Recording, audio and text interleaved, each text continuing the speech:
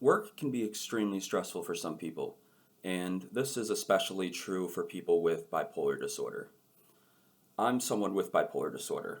I have type 1 with psychotic features, a diagnosis that I received in October of 2021 during my junior year of college.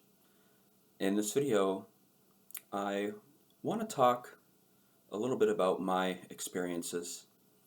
I want to specifically share with you some tips that I have learned about working with bipolar disorder because it is a profound challenge.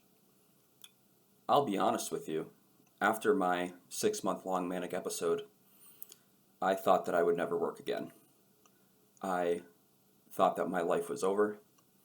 I thought that I was destined for failure.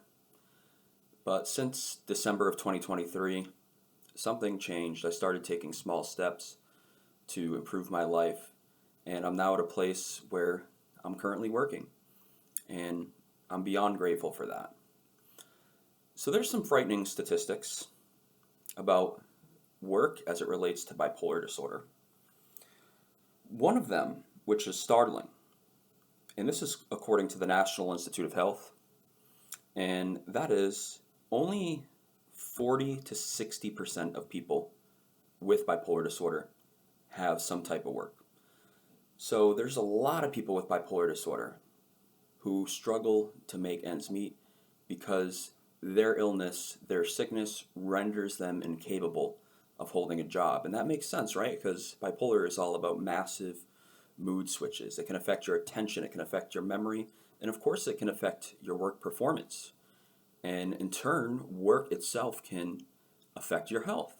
So the work can affect your health, and your health can impair your work productivity.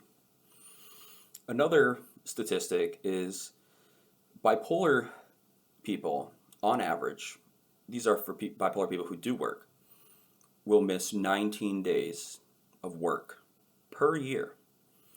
Compared to the rest of the population, it's more than double. The rest of the population on average will miss 7 days of work per year. And that's according to the Columbus Recovery Center. So what are some of the challenges people with bipolar disorder face in the workforce? Well, I think one of the most glaring ones is if there's too much stress. Stress is incredibly unhealthy for anybody.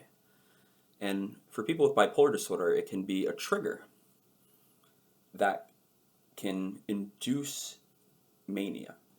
So if you overwhelm yourself too much, you could be put into a manic state of mind.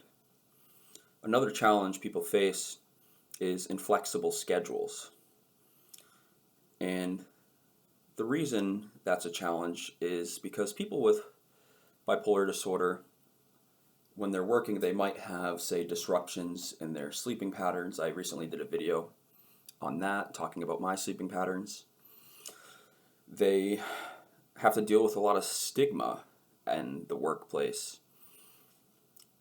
And so that can make it difficult to get accommodations to help with these things. Schedule flexibility isn't something that a whole lot of people in the workforce have.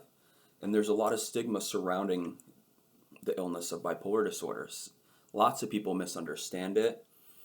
Lots of people don't have the knowledge necessary to adequately, properly, efficiently help people with bipolar disorder. Some may know and not be interested in dealing with people who have bipolar disorder.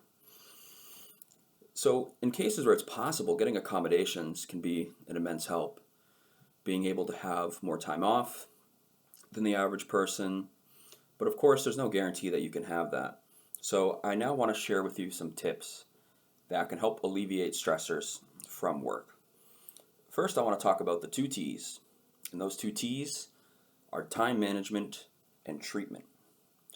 Time management is paramount to having a healthy work experience.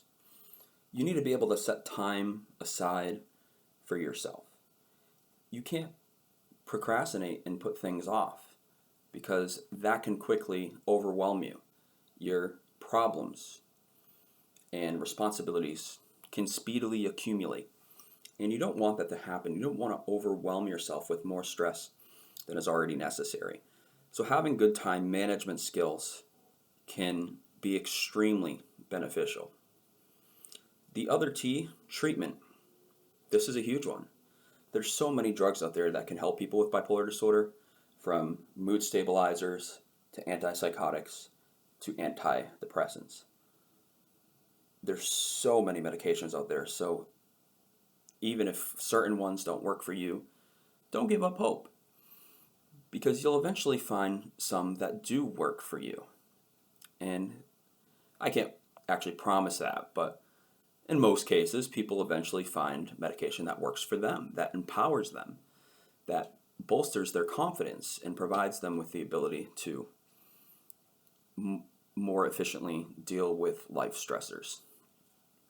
I know for a fact that I wouldn't be working right now without treatment. I had talk therapy for a couple of years and learned many healthy coping mechanisms, such as meditation, positive self-talk, taking things one day at a time. And those can also be extremely beneficial and helpful. So this kind of goes right with time management, and that's having balance. Again, you want to set time aside for yourself. You want to make sure that you're not becoming a workaholic in essence.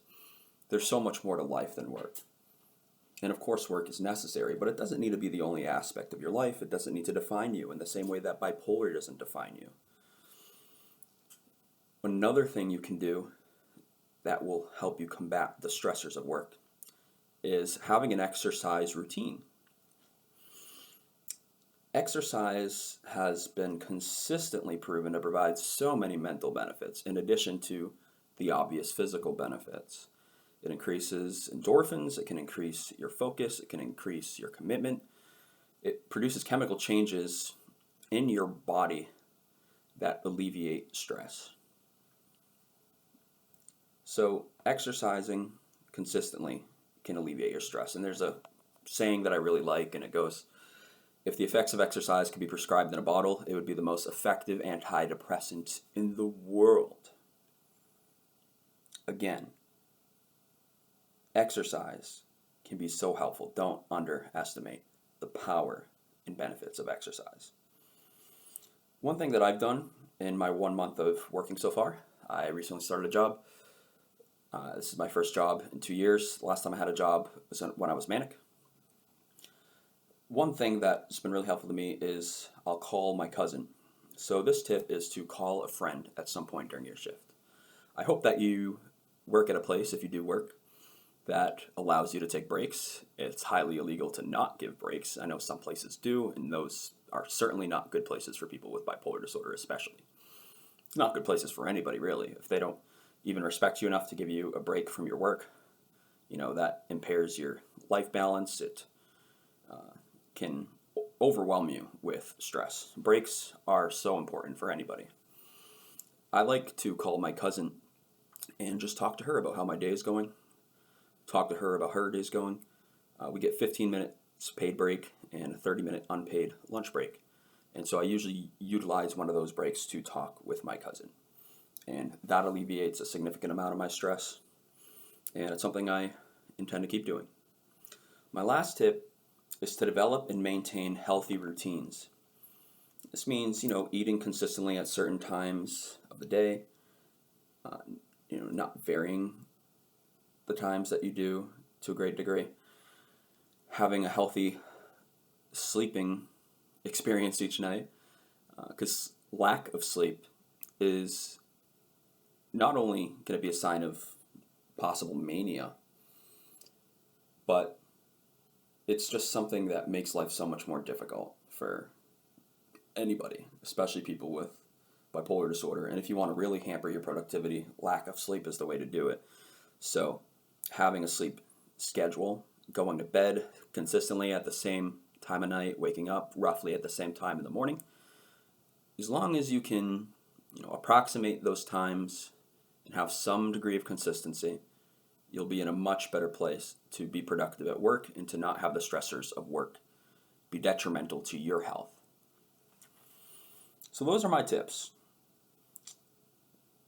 As the statistics have shown, working with bipolar disorder is extremely challenging, but it's not impossible. You can do this. You don't have to be part of that number of people with bipolar who are unable to work. And we're not casting judgment on them. Everybody's experience is going to be different. Everybody's mental health journey is different. So for people who, want to work, but they have questions, they want to work, but they have concerns. Your questions are good ones. Your concerns are legitimate. And you're smart for asking questions. And you have insight for having concerns. Because you've probably had a manic episode before. If you're bipolar, you definitely have. And you know how costly those experiences can be. So you can defy the odds. You can be part of those people with bipolar who work. You can be part of that statistic. I believe in you, and you should believe in you. Don't let bipolar disorder define you. You're a unique person. We all have our own idiosyncrasies. In my case, I have many. But working has been so good for me. It's given me a sense of purpose again. I'm socializing again. I'm not socially isolating.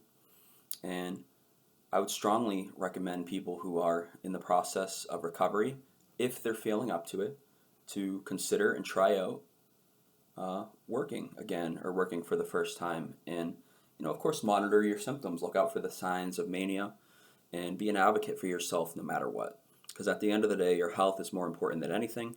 And no job, regardless of how much it pays, regardless of how passionate you are about it, no job is worth at the expense of your health.